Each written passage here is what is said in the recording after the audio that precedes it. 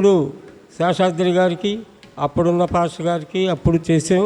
ఈ విధంగా ఇండివిజువల్గా ఒక పాస్టర్ గారికి మనం చేయటం నాకు తెలిసి అరుదు లేదు. మన పాస్టర్ గారు వచ్చిన తర్వాత వాస్తవంగా చెయ్యాలి. ఎందుకంటే ఇది పాస్టర్స్ డే.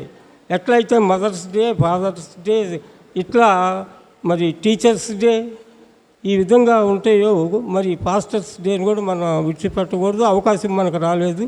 మరి దీని గురించి 2 ముక్కలు మనం చెప్పుకొని పాస్టర్ గారికి మన అభినందనలు తెలియచేయాలి. మరి పాస్టర్ గారి గురించి చెప్పాలంటే మరి ఆయన మనందరం కలిసి చేసుకునే స్థాయికి అర్హత సాధించారు. ఇంతకుముందు ఏ పాస్టర్ కూడా మనకు ఆలోచన రాలేదు. పాస్టర్ గారు 2020లో మనకి ఆ కరోనా టైంలో ఒక సంక్షోభం వచ్చింది చర్చిలో. అప్పుడు ఆ సంక్షోభం తర్వాత పాస్టర్స్ ఎవరు వస్తారా అని చెప్పేసి మేము ఏఎల్సీ వాళ్ళని అడగటం, ఆ ఏఎల్సీ వాళ్ళు ఎవరో కొండపాటు నుంచి ఒక అతన్ని పంపటం. అంటే పాస్టర్ గారు రావడానికి గల అంశాలు చెప్తున్నా. ఆయన వచ్చి ఇక్కడ మనకి ఒకరోజు వాక్యం చెప్పారు, చూసుకున్నాం, మాకు నచ్చలేదండి అన్నాం. వారు వెళ్ళిపోయారు. తర్వాత నేను దేవయ్య ఇంకా సంఘ పెద్దలు కలిసి ఇంకొక పాస్టర్ గారు పేపర్లో ఉన్నారంటే అక్కడికి వెళ్ళాం. ఆయన ఎలా ఉంటాడు, మరి మా సంఘానికి ఏ పాస్టర్ వచ్చినా 6 నెలల కంటే ఉండలేదు. సంవత్సరానికి 2 సంవత్సరాల్లో 3 పాస్టర్స్ మారుతున్నారు. మాకు స్టాండర్డ్ అయినటువంటి ఒక పాస్టర్ గారు కావాలనుకున్న తరుణంలో మన పాస్టర్ గారు, ఆయనే దేవుడు ఇక్కడికి పంపించాడు ఆయన్ని. ఆయన అంతకుముందు మాకు పరిచయం లేదు.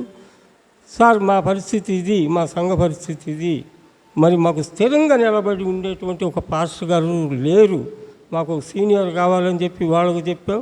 మరి పాస్టర్ గారు నేను చేస్తానయ్యా, నేను చూసుకుంటానంటే మా దగ్గర పెద్ద కానుకలు రావు సార్, ఎందుకంటే ఆయన ఉన్నాడు కాబట్టి ఆయన ముందే చెప్పాలి. నేను కానుకలు రావండి మా దగ్గర, ఏదో కొంత అంటే నేను పెంచుకుంటాను, దేవుడిచ్చిన వరకే నేను చేసి సంఘానికి నేను సేవ చేద్దాం అనుకుంటున్నాను, డబ్బుల కోసం కాదు, చందాల కోసం కాదు అని చెప్పేసి వారు గట్టిగా వాగ్దానం చేస్తే నేను ఆ కూతలకి వెళ్ళి చిన్న కిషోర్ వాళ్ళతోటి చెప్పి మేము పాస్టర్ గారిని వేసుకుంటున్నాం, ఇక ఆయనే మాకు పాస్టర్ అని చెప్పి ఏఎల్సీ బోర్డుకి చెప్పి ఇక్కడ పాస్టర్ గారు వచ్చారు.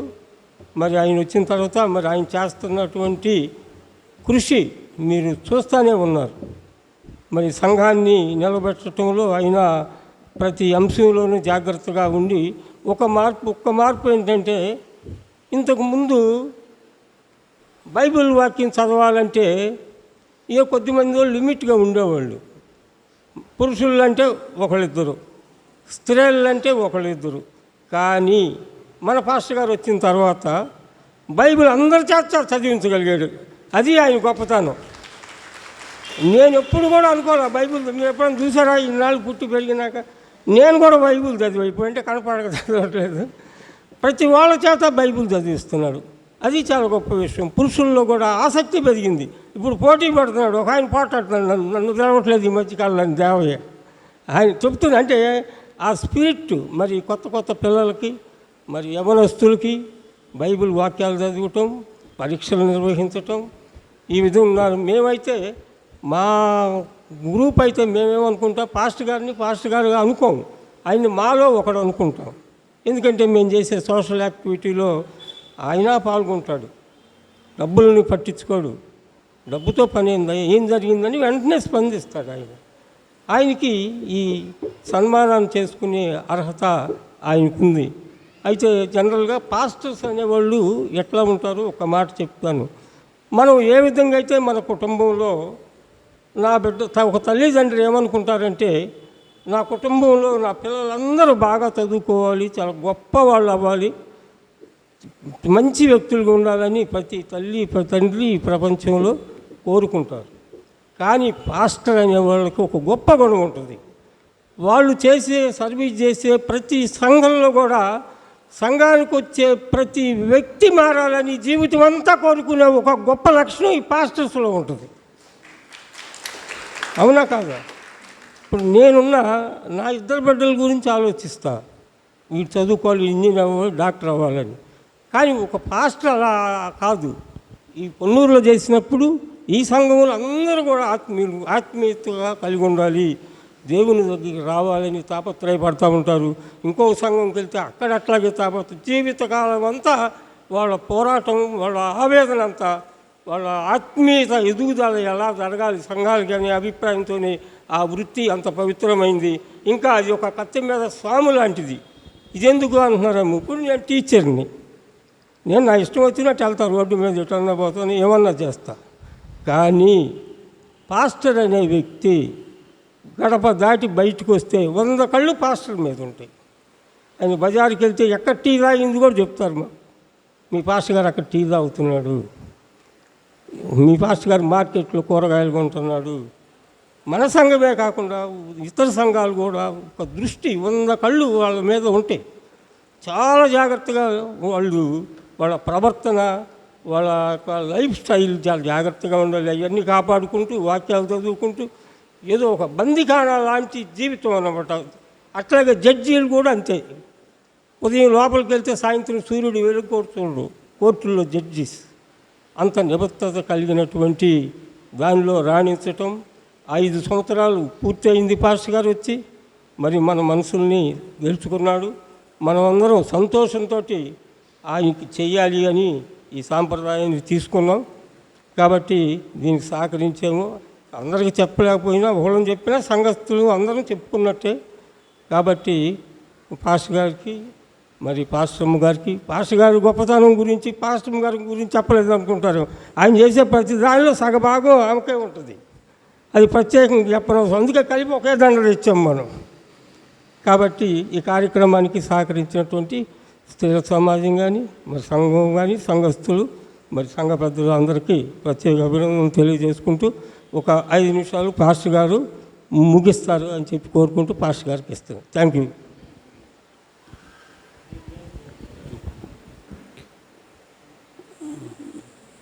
సంఘమైన మీకు అందరికీ మా హృదయపూర్వక ధన్యవాదాలు.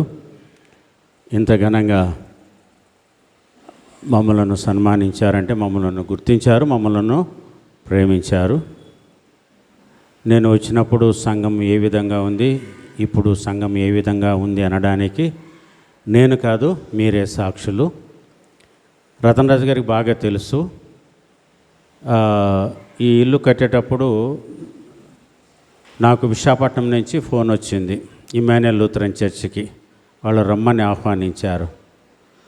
వీరెదురుగా నేను దాన్ని రాలేను, నేను పాస్టర్ గారి ఇల్లు కడుతున్నాను అని తిరస్కరించా. రెండవది హైదరాబాదులో బిహెచ్ఈఎల్లో ఒకటి యునైటెడ్ చర్చ్ ఒకటి ఉంది, చాలా పెద్ద చర్చి, 2000 మంది అటెండ్ అవుతారు ప్రతి ఆదివారము. అది నేను కాదన్నప్పుడు రతనరాజు గారే ముందున్నారు, వారే సాక్షి. దాని తర్వాత తెనాలి టౌన్ చర్చికి ట్రాన్స్ఫర్ వచ్చింది, దాన్ని నేను కాదనుకున్నాను. చీరాల సెయింట్ మార్క్స్ చర్చ్ వచ్చింది, దాన్ని కాదనుకున్నాను. పోయిన సంవత్సరం చుండూరు చర్చ్ వచ్చింది. సంఘ పెద్దలు వెళ్ళారు, అందరూ వెళ్ళి, కొంతమంది స్త్రీలు వెళ్ళారు నాకు తెలియదు కానీ వాళ్ళు వెళ్ళి మీరు కూడా వెళ్ళారు. చుండూరు లూథరన్ చర్చ్, దాన్ని కూడా కాదనుకొని ఇక్కడ 5 ఏళ్ళు కంప్లీట్ చేయాలి అనే పట్టుదలతో నేను ఎంత వస్తుందని నేను ఎప్పుడు కూడా చూసుకోలేదు, అడగలేదు. 5 ఏళ్ళు కంప్లీట్ చేసుకున్నాను. ఎందుకంటే ఇది 100 సంవత్సరాల చరిత్ర కలిగినటువంటి చర్చి, ఇందులో 5 ఏళ్ళు నేను కంప్లీట్ చేసుకోవాలి అనే ఆశ కలిగి కంప్లీట్ చేసుకున్నాను. ఇది 6వ సంవత్సరం. ట్రాన్స్ఫర్ కోసం చాలా ఎదురు చూస్తున్నా, చాలా ప్రయత్నాలు చేస్తున్నాను. అనుకున్నది అనుకున్నట్టు జరిగితే ఈరోజు నేను వేరే చోట ఉండాలి, అది కూడా రతనరాజు గారికి తెలుసు. కానీ దేవుని చిత్తం లేదేమో, అది జరగలేదు. లేకపోతే ఈరోజు నేను వేరే చర్చిలో ఉండాలి. చాలా ఆశపడ్డా వెళ్ళాలని, అది జరగలేదు. మరి నేను ఎప్పుడు ఆశపడను, మొట్టమొదటిసారి ఆశపడ్డాను. కానీ దాన్ని నా ప్లేస్లో ఇంకొకళ్ళు రికమెండ్ చేసిన దాన్ని కూడా కాదని వేరే వాళ్లకు వెళ్ళింది. ఏదైనా మీ ప్రేమ గొప్పది. సంఘం ప్రేమిస్తేనే పాస్టర్ సంతోషంగా ఉంటాడు. సంఘం ప్రేమించకపోతే పాస్టర్ గారి కుటుంబము సంతోషంగా ఉండలేదు, ఏ విషయంలోనైనా. Thank you. ఎప్పుడు జయంతి బాబు గారు ఒక మాట అంటారు, మా సంఘానికి వచ్చారు కాబట్టే మీ పిల్లలకు ఉద్యోగాలు వచ్చినాయి, మా సంఘానికి వచ్చా కాబట్టే నువ్వు అది చేసావు ఇది చేసావు అని. నేను ఒప్పుకుంటా, నిజమే.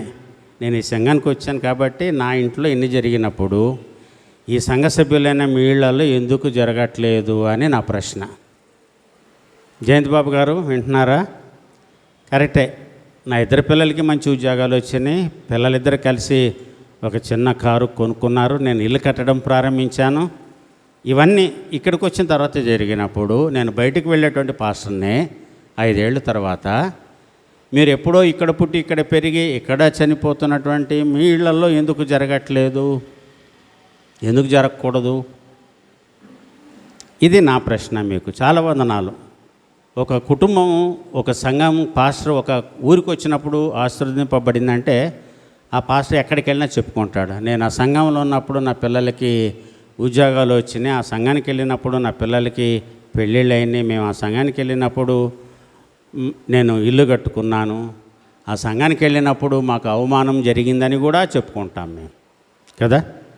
సరే, నా పెద్ద కొడుకు పెళ్ళి పోయిన డిసెంబర్లో చేయాలనుకున్నాను, కుదరలేదు. మొన్న ఈస్టర్ ముందు చేయాలనుకున్నాను, అది కుదరలేదు.